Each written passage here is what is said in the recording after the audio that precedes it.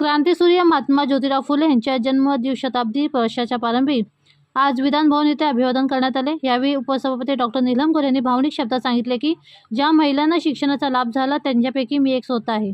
आम्ही सर्वजणी महात्मा ज्योतिराव फुले आणि सावित्रीबाई फुले यांच्या मानसकन्या आहोत।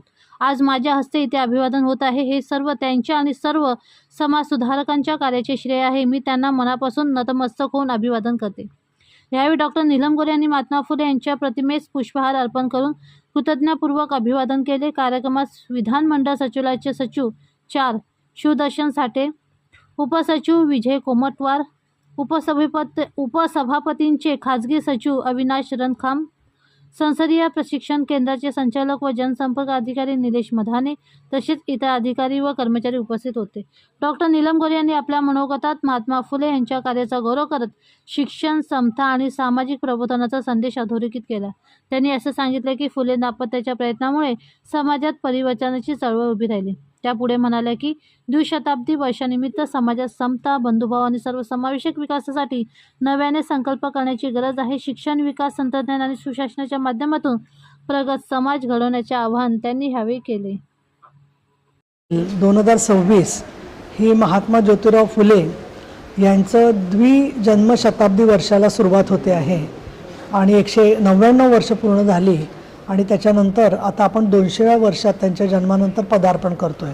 महात्मा ज्योतिराव फुले यांचा जीवनपट जर का पाहिला तर कामगार चळवळीमधले नारायण मेघाजी लोखंडे असतील किंवा शेतकऱ्याचा आसूड आहे यासारख्या मुद्द्यांवरून काम करण्याबरोबरच सत्यशोधक समाजाची त्यांनी स्थापना केली आणि त्यामध्ये वेगवेगळ्या प्रकारची जे सनातनी किंवा सरंजामी विचार होते त्या सरंजामी विचारांच्या मध्ये बालविवाह, मुलींना शिकू न देणं, त्याचबरोबर परित्यक्तांचे प्रश्न, जातीयता, भेदाभेद करणं या सगळ्याच्या विरोधामध्ये त्यांनी फार मोठं प्रबोधनाचं काम केलं।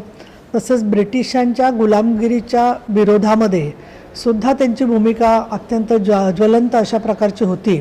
सावित्रीबाई फुले या त्यांच्या पत्नी त्यांचा शिक्षणामध्ये हातभार लागावा आणि मुलींना शिकता यावं यासाठी म्हणून त्या काळात अशी एक प्रथा होती की मुली जर का शिकल्या तर जेवणातल्या ताटामधल्या अन्नाच्या अळ्या होतात, अशा प्रकारचे गैरसमजसुद्धा होते। ते दूर करून त्यांनी स्वतःच्या पत्नीला शिकवलं। मुलींची शाळा पुणे शहरामध्ये काढली गेली आणि आज आपण बघतोय की मुली उच्च शिक्षणामध्ये आणि अनेक विषयांच्यामध्ये त्यांनी चांगल्या प्रकारची प्रगती केलेली आहे। असं जरी असलं तरी ज्या समतेच्या विचारामधून त्यांनी मूळ कामाला सुरुवात केली तिथे मात्र आपल्याला दिसतंय की भारतीय राज्यघटना होऊनसुद्धा आज आम्ही विधिमंडळामध्ये अनेक वेळेला समतेच्या आणि लोकशाहीच्या दृष्टीने मोठ्या प्रमाणामध्ये आपल्याला कार्यक्रम घेण्याची गरज भासते।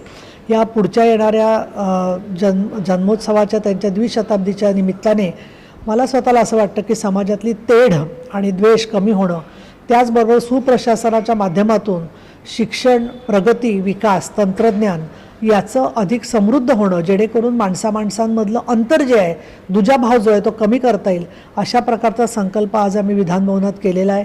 विधानभवनामध्ये मुंबईच्या अनेक थोर पुरुषांची जयंती आणि या प्रकारचे अभिवादन करण्याचे कार्यक्रम होत असतात, परंतु ज्या महिलांना शिक्षणाचा फायदा मिळाला त्याच्यापैकी त्यांचीच एक मी तर असं म्हणेन की आम्ही मानसकन्या माझ्या हस्ते आज इथे अभिवादन झालं।